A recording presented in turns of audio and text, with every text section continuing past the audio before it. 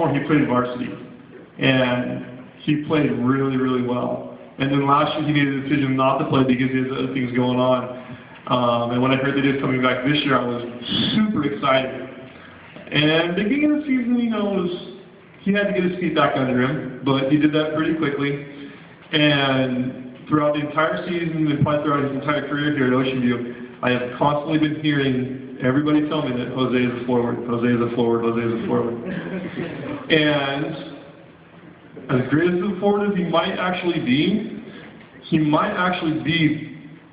the best player because forwards aren't usually good at defending.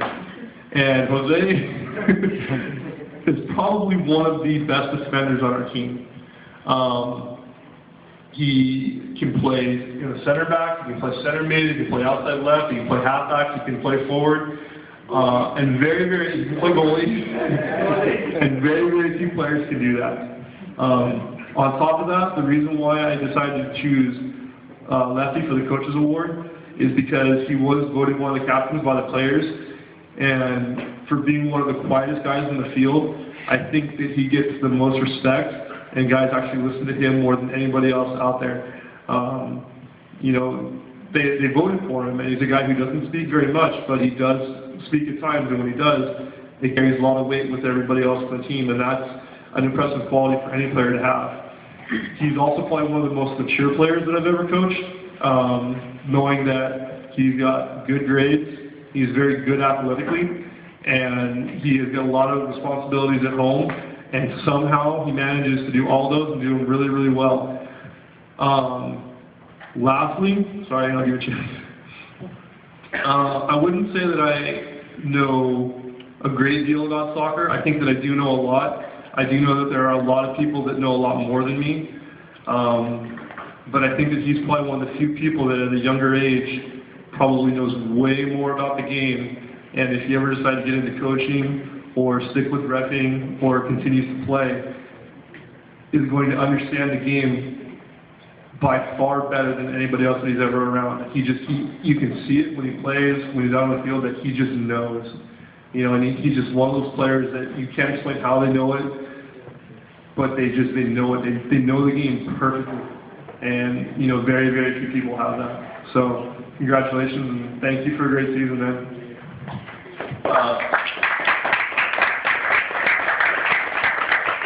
A little side note about Lefty.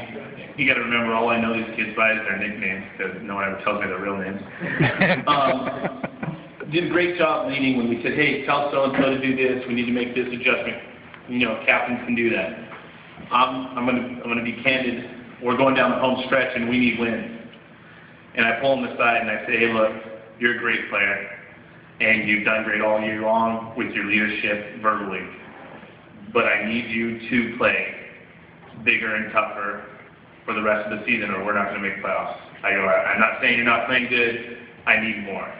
I need you to run through people. I need you to be more physical. I need you to take your game to another level." Now, granted, we're talking about one of the best players on the team, and I'm asking him to find another level.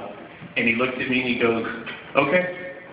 And for 6 games, I call it our 6 playoff games. People only think we won 3, but to get into playoffs, we had to win 3. I told the team we started playoffs then. He started playing better, the team started playing better, and it was a huge difference. And I think that's one of the few things, you have leaders that can tell you and lead you through speech, and you have leaders that can lead by example. And there's a select few of leaders that can do both at the same time. And I think that was a great quality, and I just want to say thanks. You did a great job. Sorry, I didn't mean to step in.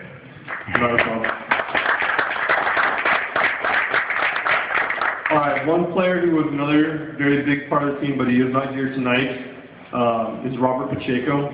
Robert was another one of our leaders, and he's another one of those players that has the ability to do a lot of things on the field. If you had asked me after his freshman year, if he would have been playing varsity and been a leader his senior year, I would have said, no way, no chance. And even his junior year, if you had asked me, is he going to be one of our better players next year, I would have said probably not. But after watching the way he played this year and the way he developed this year, he is another one of those players that without him, we would have been not the same team. He made a big decision to, I hate to say it, but grow up a little bit and be more mature on the field and be a leader and play correctly and actually do it for the team and not be selfish. And he played extremely well in the defense. He shut down some amazing players from other teams. And he did a very good job of doing that on top of leading the defense and keeping them organized and making sure that we were a solid defensive team throughout the rest of the half end of the season and playoffs. So another amazing player, he received first team All-League, and he also got our defensive MVP for the team, and he also got selected for the senior All-Star game, which is that's a CIF award, so that's another big deal. So I wanted to recognize him real quick. I have one more award here for another player that I've got an individual to talk a lot about that I've kind of been holding off on. Here it is.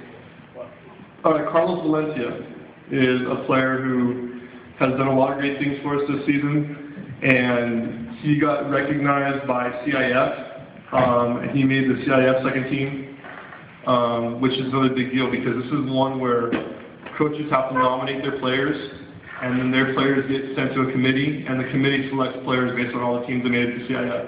So within a select group, he is still played really well and earned an honor within that group itself. He got second team All-CIF, and it was his contributions in the games against Great Oak, against Valencia, against Corona Centennial, where his offense and his scoring did a lot of positive things for us in the field and created a lot of problems for other teams on their the defensive half of the field. So, Carlos, great job this season, second team All-CIF.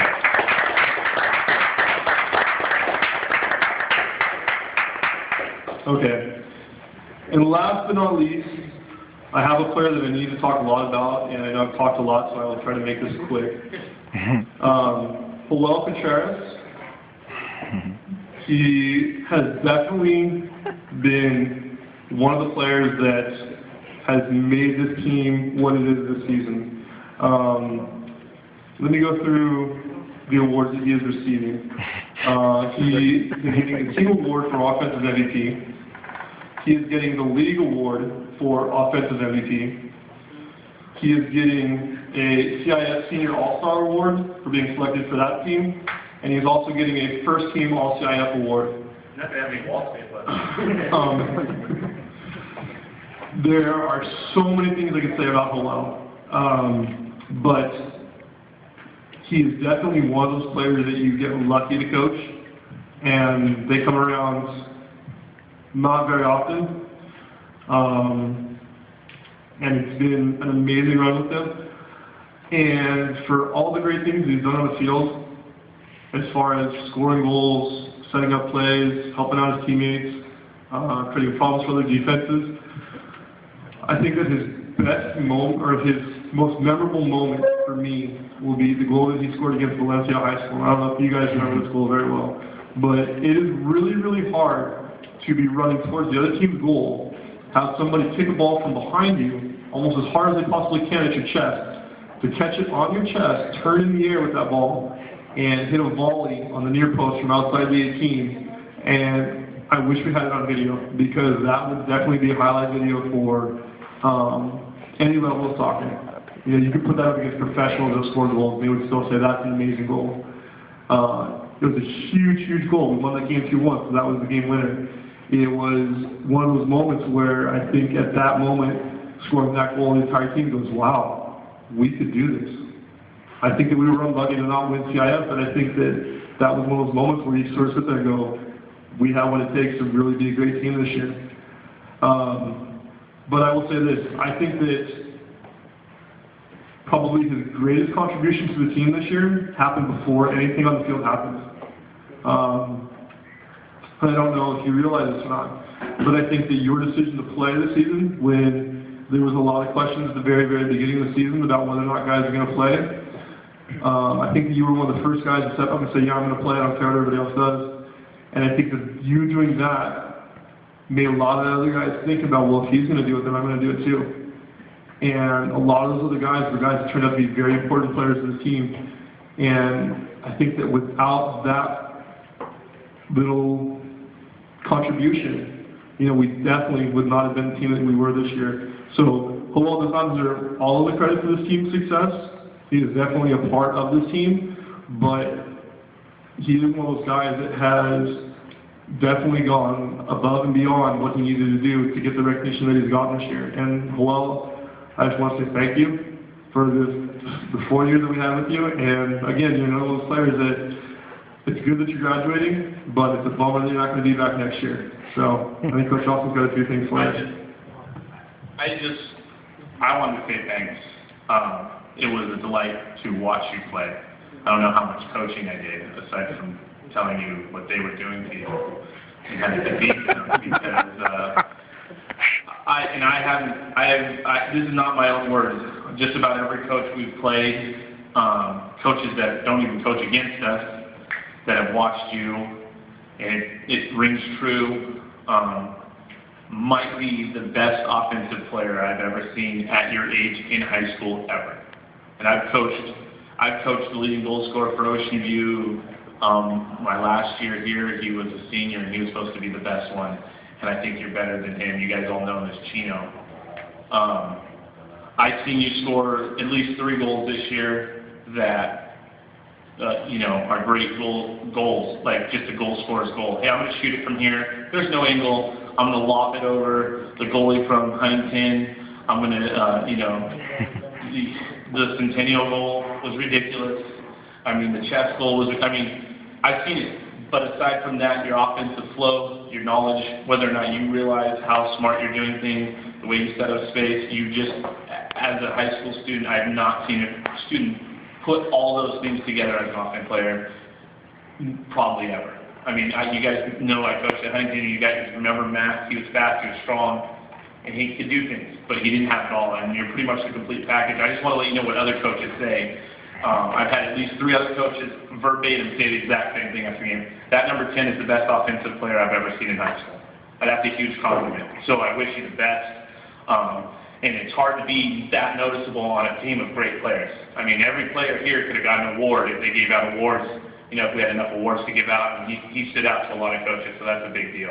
I want to say that. I'm sorry, but that's how it should be said. All right, guys. Round of applause for everybody for their team.